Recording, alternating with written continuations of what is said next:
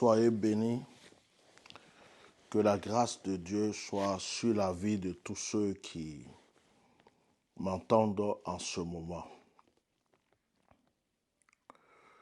Depuis 2 heures du matin,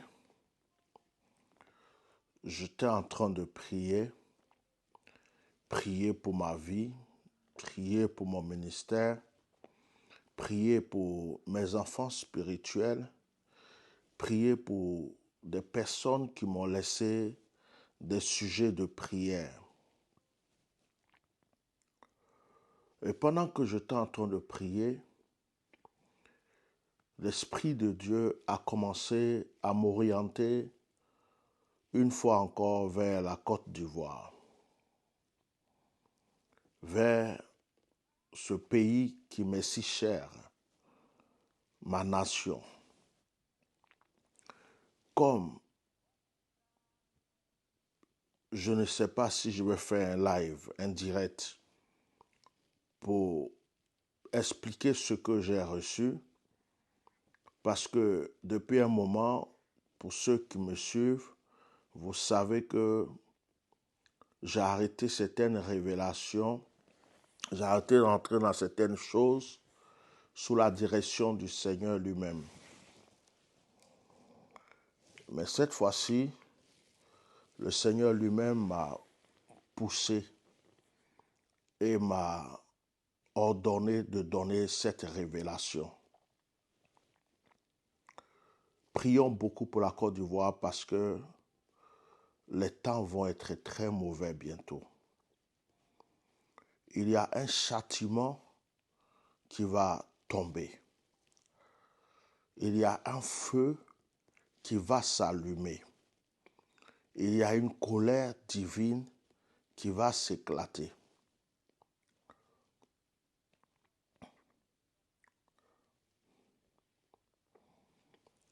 Une personnalité, parce que je n'ai pas envie de rentrer trop dans les détails, mais quelqu'un va disparaître. Un roi. En tout cas, quelqu'un va disparaître. La main de Dieu est déjà sur lui. C'est-à-dire que la colère de Dieu est en train de se manifester déjà pour la vie de cette personne. Et la perte de cette personne va créer un certain trouble. Et c'est un événement qui ne va pas tarder et qui va dévancer les élections. Nous pouvons prier pour arrêter certaines choses. C'est pourquoi je donne ces révélations. Parce que mon but n'est pas de voir mon pays dans les troubles. Nous pouvons prier pour changer les choses. C'est pourquoi je donne ces révélations. Le Seigneur m'a donné des passages. Lorsque je priais, il m'a dit « Ouvre ta Bible ». Et je suis tombé sur des chapitres qui m'ont fait lire pendant que je priais, que je dois aussi lire avant de continuer cette révélation.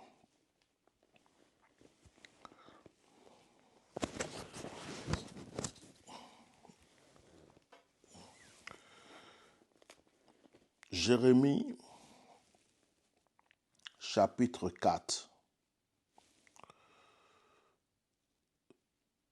Annoncez à Juda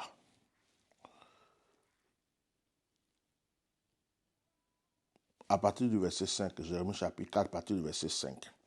Annoncez à Juda, publiez à Jérusalem et dites, sonnez de la trompette dans le pays. Criez en pleine voix, à pleine voix et dites, rassemblez-vous et allons dans les villes fortes. Élevez une bannière vers Sion, fuyez, ne vous arrêtez pas, car je vais venir du septentrion, je vais faire venir du septentrion le malheur et un grand désastre. Le lion se lance de son Naphtali, le détruiteur des nations, est en marche.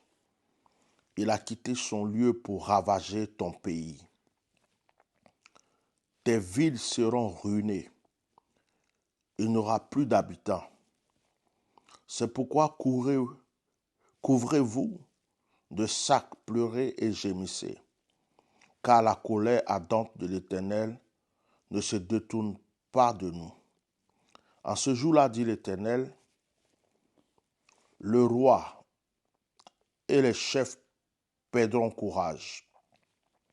Les sacrificateurs seront étonnés et les prophètes stupéfaits. Je dis, ah Seigneur éternel, tu as donc trompé ce peuple et Jérusalem en disant, vous aurez la paix. Et cependant l'épée menace leur vie. En ce temps-là, il sera dit à ce peuple et à Jérusalem, un vent brûlant souffle des lieux élevés du désert sur le chemin de la fille de mon peuple. Non pour vanner ni pour nettoyer le grain, c'est un vent impétueux qui vient de là jusqu'à moi. Maintenant je prononcerai leur sentence. Voici le destructeur s'avance comme les nuées, ses chars sont comme un tourbillon, ses cheveux sont plus légers que les aigles. Malheur à nous, car nous sommes détruits. Purifie ton cœur du mal, Jérusalem, afin que tu sois sauvé. Jusqu'à quand garderas-tu dans ton cœur tes pensées iniques? Car une voix qui part de Dan annonce la calamité. Elle la publie depuis la montagne d'Éphraïm. Dites-le aux nations, faites-le connaître à Jérusalem. Des assiégeants viennent d'une terre lointaine. Ils poussent des cris contre les villes de Juda. Comme ceux qui gardent un champ, ils entourent Jérusalem, car elle s'est révoltée contre moi, dit l'Éternel. C'est là le produit de tes vols et de tes actions. C'est là le produit de ta méchanceté. Cela est amer, cela pénètre jusqu'à ton cœur. Mes entrailles, je souffre au-dedans de mon cœur. Le cœur me bat, je ne puis me taire. Car tu entends mon âme, le son de la trompette, le cri de guerre. On avance ruine sur ruine, car tout le pays est ravagé. Mes tentes sont ravagées tout à coup, mes pavillons en un instant. Jusqu'à quand verrai-je la bannière et entendrai-je le son de la trompette? Certainement mon peuple est fou, il ne me connaît pas. Ce sont des enfants insensés, dépourvus d'intelligence. Ils sont habiles pour faire le mal, mais ils ne savent pas faire le bien. Je regarde la terre et voici, elle est informe et vide. Les cieux et leur lumière a disparu. Je regarde les montagnes et voici, elles sont ébranlées. Et toutes les collines chancellent. Je regarde et voici, il n'y a point d'homme. Et tous les oiseaux des cieux ont pris la fuite. Je regarde et voici, le Carmel est un désert et toutes ses villes sont détruites devant l'Éternel, devant son ardente colère, car ainsi parle l'Éternel, tout le pays sera dévasté, mais je ne ferai pas une entière destruction, À cause de cela, le pays est en deuil, et les cieux en haut sont obscurcis, car je l'ai dit, je l'ai résolu, et je ne m'en répands pas, je ne me rétracterai pas. Au bruit des cavaliers et des archers, toutes les villes sont en fuite. On entre dans les bois, on monte sur les rochers, toutes les villes sont abandonnées, il n'y a plus d'habitants. Et toi, dévasté, que vas-tu faire? Tu te revêtiras de cramoisie, tu te parieras d'ornements d'or, tu mettras du fard à tes yeux, mais c'est en vain que tu t'embelliras. Tes amants te méprisent et ils en veulent à ta vie, car j'entends des cris comme ceux d'une femme en travail, des cris d'angoisse comme dans un premier enfantement. C'est la voix de la fille de Sion. Elle soupire, elle étend les mains malheureuses que je suis comme sous les meurtriers. C'est le premier passage que l'Éternel m'a donné, avec lequel j'ai prié. Je vais d'abord lire le deuxième et je parlerai. Le deuxième passage, c'est dans Habakkuk. Habakkuk, chapitre 2, à partir du verset 5 aussi.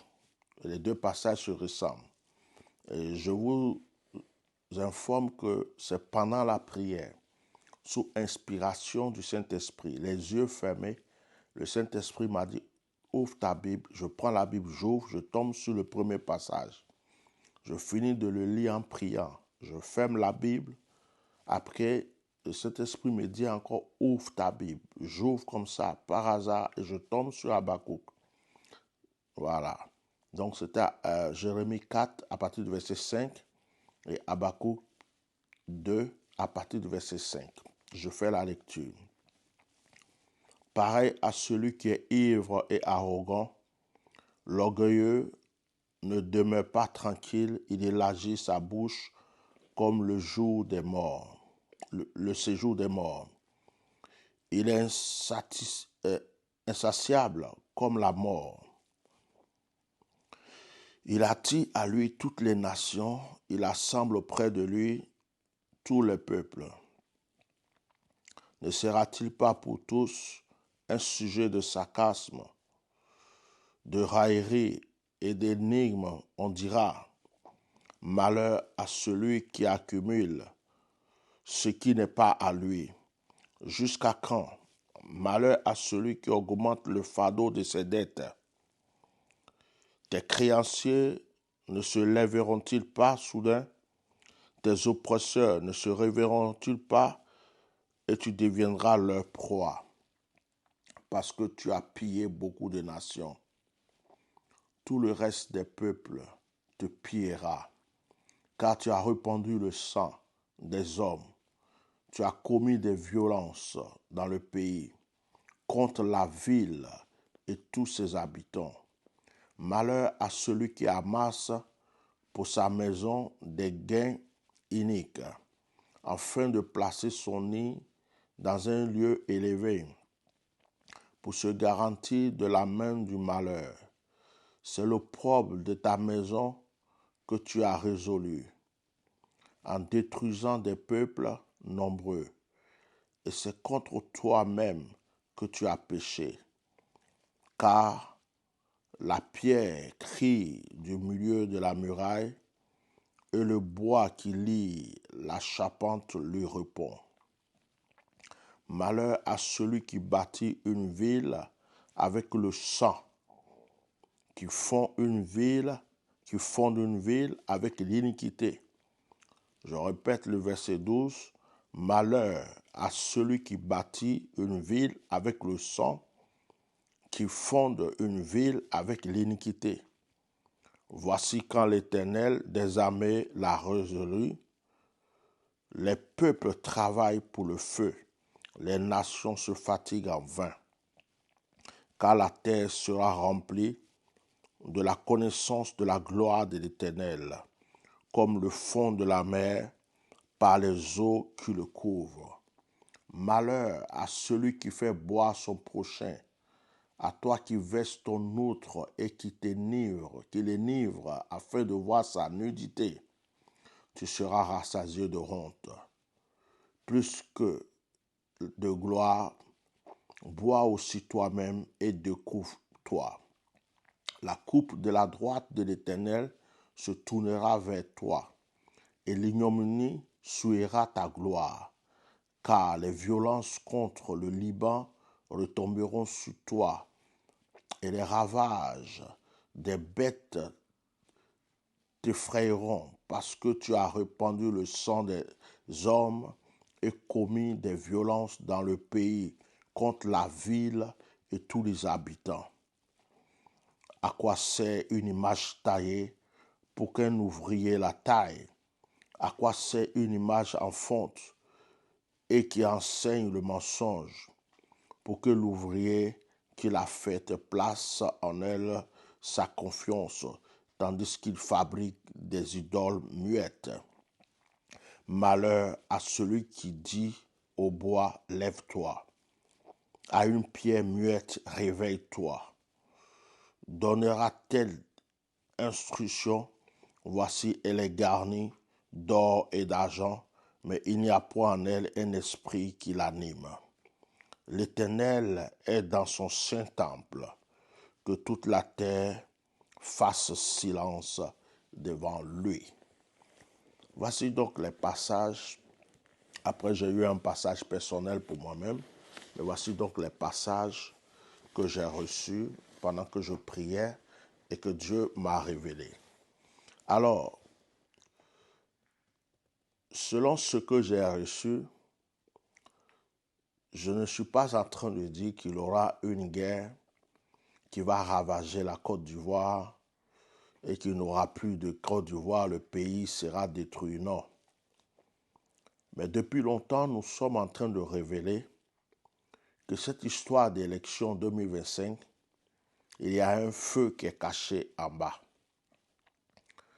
Il y aura un trouble, il y aura des cœurs qui vont s'élever, il y aura des personnes qui ne vont plus se laisser faire, il y aura des personnes qui vont sortir de l'ombre, ils auront des alliés, il y a des choses qui vont se passer, je ne vais pas donner des détails. Mais la chose qui risque même de déclencher encore tout cela avant les élections, c'est la santé. Et je n'ai pas trop envie de sortir ça de ma bouche parce que on dira, mais tu l'as déjà dit plusieurs fois. Et je ne vais pas donner aussi cette fois-ci de solution. Mais une personne risque de s'en aller. Une personne sur laquelle plusieurs comptent dans cette nation. Un gros arbre, un gros baobab qui a un symbole royal, risque d'être déraciné. Les racines sont déjà... Cette fois-ci, aucune incantation, aucun médicament, aucun charlatan, aucun marabout ne peut renouveler ou arrêter la chose. C'est le temps qui est arrivé. Et beaucoup le savent déjà. Et lorsque cette nouvelle sera annoncée, lorsque cela arrivera, il y aura des brèches, il y aura des langues qui vont s'élever, des cœurs qui vont s'élever. Il y aura un trouble. Mais je répète, par nos prières, nous pouvons empêcher beaucoup de choses. Si j'ai obéi au Saint-Esprit pour donner cette révélation, c'est pour que tu puisses prier avec moi. Les choses vont changer. Je profite encore de cette occasion pour parler donc de la vie de mon frère, de mon petit frère Eli Pada.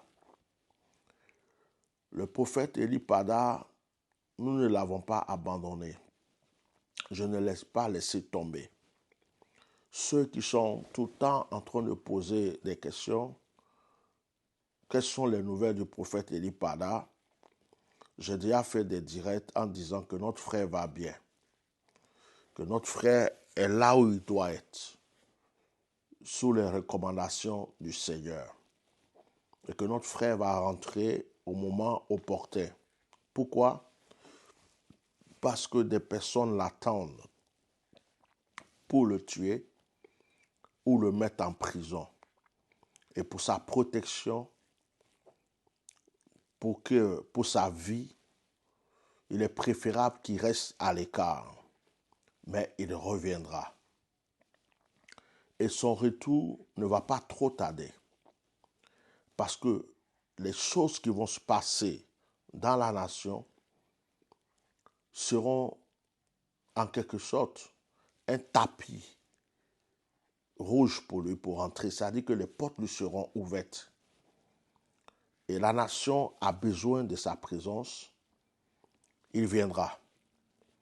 Donc, soyez tranquilles pour ceux qui demandent après lui, qui demandent où est-ce qu'il est. Il viendra. Il est là où il faut pour venir au moment qu'il faut. Que le Seigneur vous bénisse. Côte d'Ivoire. Ainsi parle l'Éternel. Il est encore temps pour toi de prier pour ne pas vivre toute ma colère.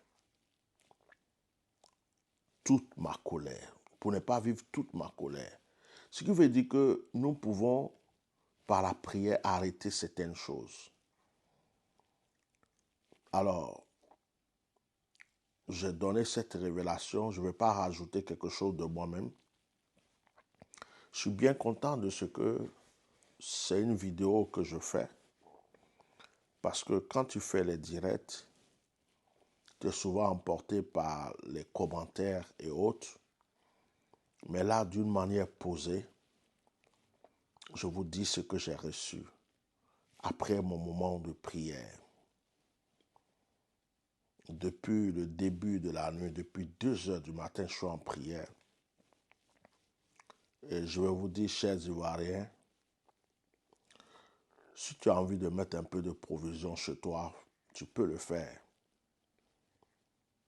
Je ne vous dis pas de fuir le pays, je vous dis de prier. Je vous dis de prier. Les temps qui arrivent ne sont pas trop bons. J'entends des pleurs, j'entends des cris.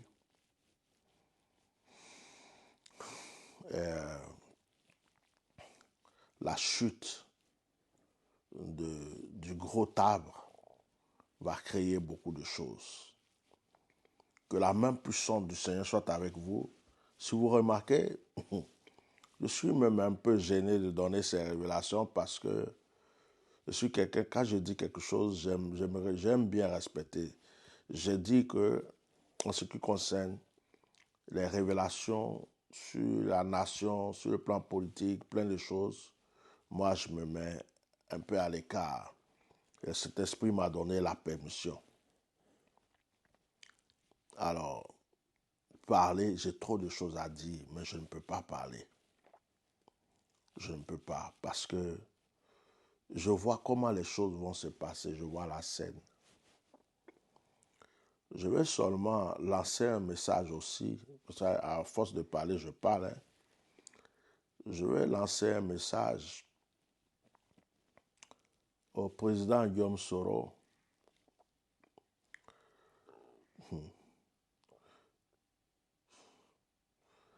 J'ai l'impression que il y a une crise qui s'est passée. Et dans cette crise, il fallait que quelqu'un joue l'intermédiaire. Il fallait que quelqu'un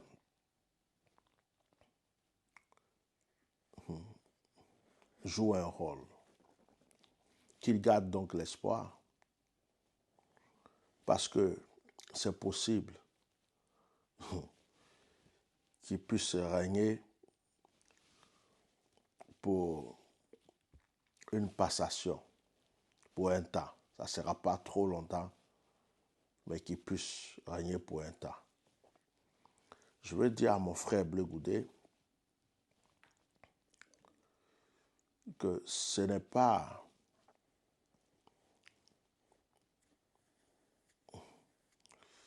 c'est-à-dire que c'est vrai, dans sa destinée, je vais être un peu, je ne vais pas être trop catégorique, ce n'est pas interdit ou ce n'est pas, le mot m'échappe. Ce qui veut dire que il peut être président, mais ce n'est pas maintenant, ce que je veux dire. Cette année 2025, ce n'est pas l'année où il va être président. Les temps arrivent, les temps sont en train de venir. Qu'il répare beaucoup de choses parce que le Seigneur veut lui enseigner beaucoup de choses. Et je voulais dire aux partisans du président Gbagbo d'être fort, d'être serein, d'être fort. Ça ne sera pas facile. Ça ne sera pas facile. Sans trop donner des détails, mais d'être fort. Malheureusement, je vois dans le PDCI la révélation que je reçois, je vois dans le PDCI beaucoup de machettes. Des gens arrêtés, mais avec des machettes. Je pose la question à l'esprit, c'est quoi toutes ces machettes? Et je reçois qu'ils vont se diviser encore plus. Ils vont se diviser encore plus. Je vois des clans, je vois des groupes, et cela risque d'être fatal pour eux et d'être une faiblesse pour eux. Cela risque de les apporter une certaine faiblesse qu'ils ne pourront pas assumer. Je vois beaucoup de personnes derrière Thiam et ils ne sont pas nombreux. Ce n'est pas tout le PDCI. Je vois un autre groupe qui n'est pas... C'est-à-dire qu'il y a un fossé entre ceux qui sont avec lui et ceux qui ne sont pas avec lui. Mais bizarrement, ceux qui ne sont pas avec lui, je vois qu'ils sont divisés en trois. Je suis en train de voir aussi une femme au niveau du PDCI. On n'entend pas parler d'elle. Il y a une femme au niveau du PDCI, on n'entend pas parler d'elle. Mais cette femme risque de surgir. Et lorsqu'elle va surgir, je vois que beaucoup vont vouloir s'attacher, s'associer à elle. Et comme si on allait obliger aussi Thiam à s'allier à cette femme. C'est une femme qui sera très puissante, très forte. Très puissante, très forte. Ouais. Très puissante, très forte. Elle a un pouvoir de rassemblement terrible. Un pouvoir de rassemblement terrible. Et financièrement, elle est posée. Je la vois au niveau du PDCI. Alors, j'ai dit que je ne voulais pas trop parler de politique. Concernant le pouvoir qui est en face, ce que je vois, c'est comme des places vides. On dirait que il y a des gens qui désertent, qui ont déserté. Je regarde dans le palais est vide. Je regarde le lit du roi,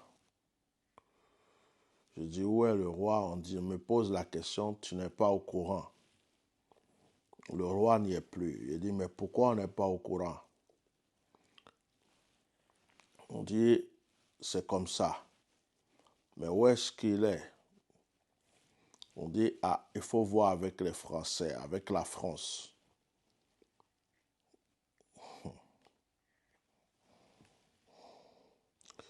Ce qui est bizarre, c'est que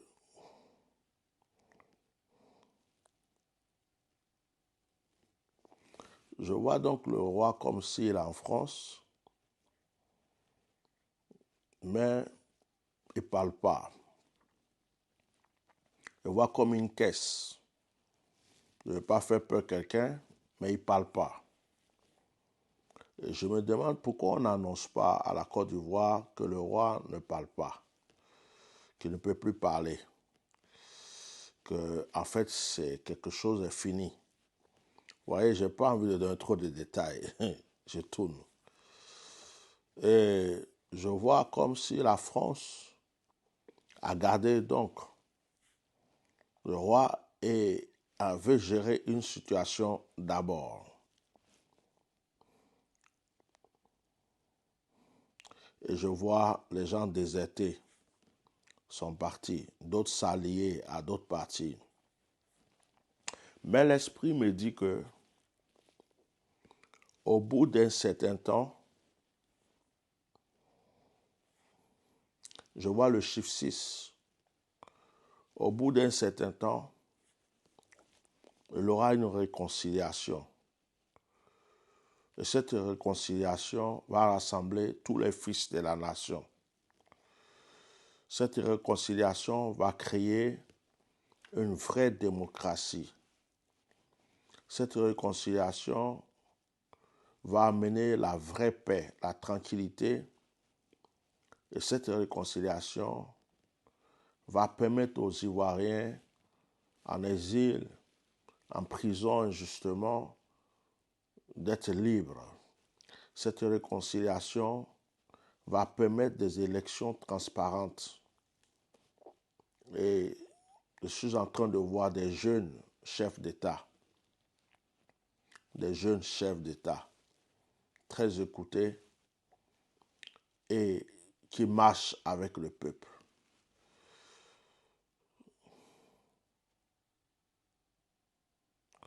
Je vois que le monde entier est en train de respecter la Côte d'Ivoire après ces moments.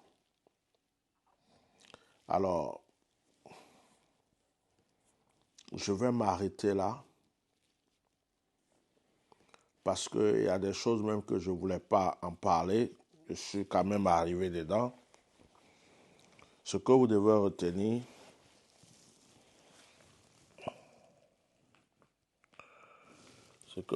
retenir, c'est la mauvaise nouvelle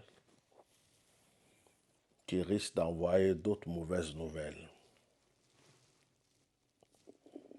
Il faut que vous reteniez cela et il faut que nous prions.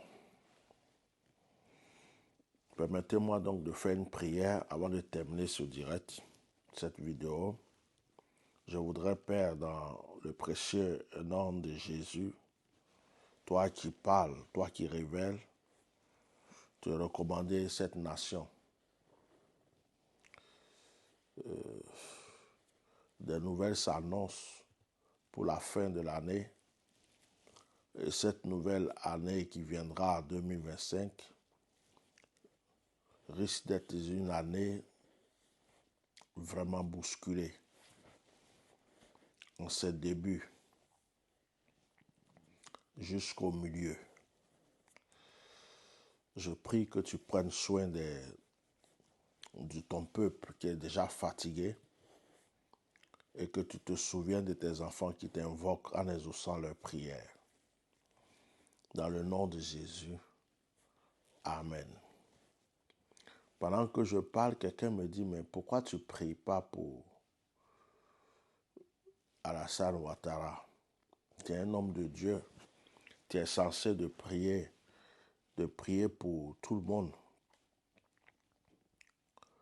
Alors, je prie pour cet homme afin que, Seigneur, toi qui endurcis les cœurs et qui les adoucis, tu parles dans son cœur, qu'il puisse se repentir de tout le mal qu'il fait à certaines personnes et qu'il a fait à certaines personnes avant de quitter cette terre.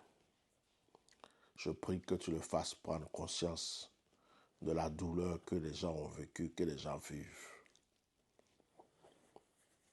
Amen. Que le Seigneur vous bénisse, que la grâce de Dieu soit avec vous et restons unis dans la prière. Merci beaucoup et bye bye.